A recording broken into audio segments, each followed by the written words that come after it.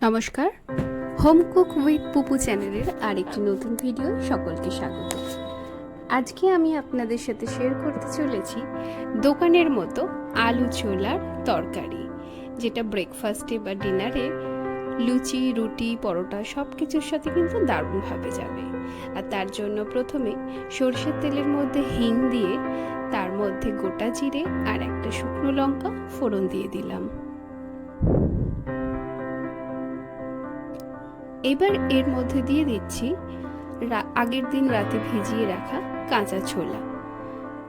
ছোলা সাধারণত অনেকে প্রেসার কুকারে সিদ্ধ করে নেয়, কিন্তু আমি কাঁচা ছোলা দিয়েই এটা করব, যেটা টেস্ট কিন্তু অনেক গুণ ভালো হয়।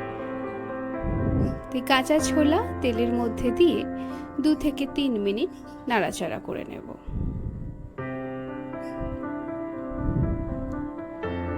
এবার এর মধ্যে দেব কুচিয়ে রাখা আলু।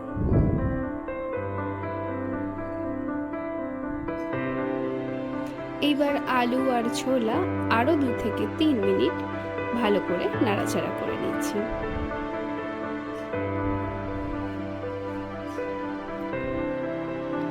দিয়ে দিলাম 1 চামচ আদা বাটা। তরকারিটা কিন্তু সম্পূর্ণ নিরামিষ।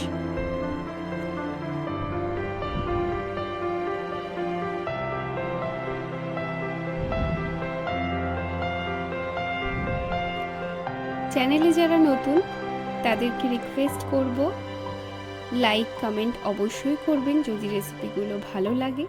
আর যারা চ্যানেলটি এখনও সাবস্ক্রাইব করেননি, প্লিজ সাবস্ক্রাইব করে পাশে থাকুন আর বেল আইকনটা প্রেস করে দেবেন, তাহলে আমার সমস্ত রেসিপির নোটিফিকেশন আপনাদের কাছে চলে যাবে।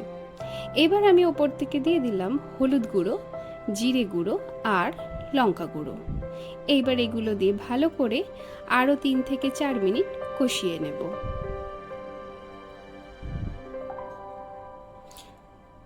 দিয়ে দিলাম একটা ছোট্ট টমেটো কুচি।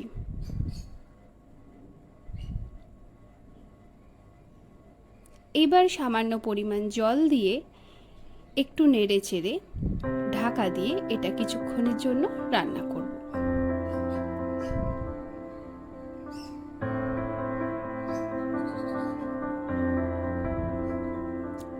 গ্যাসের ফ্লেমটা মিডিয়াম টু লো রেখে 5 থেকে 7 মিনিট এইভাবে কিন্তু এটা সিদ্ধ হয়ে যাবে ভালোভাবে।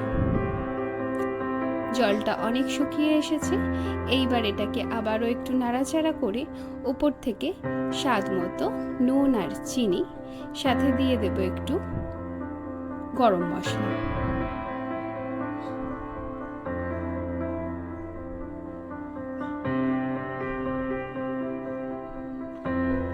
এবার এর মধ্যে দিয়ে দিচ্ছি 2 কাপ পরিমাণ জল।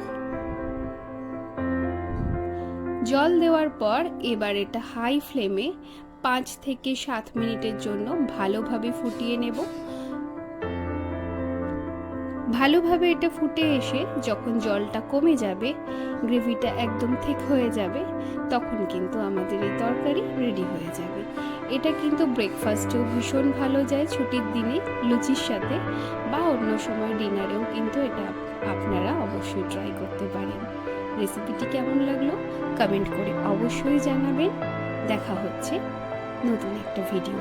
সকলে ভালো থাকবেন, সুস্থ থাকবেন।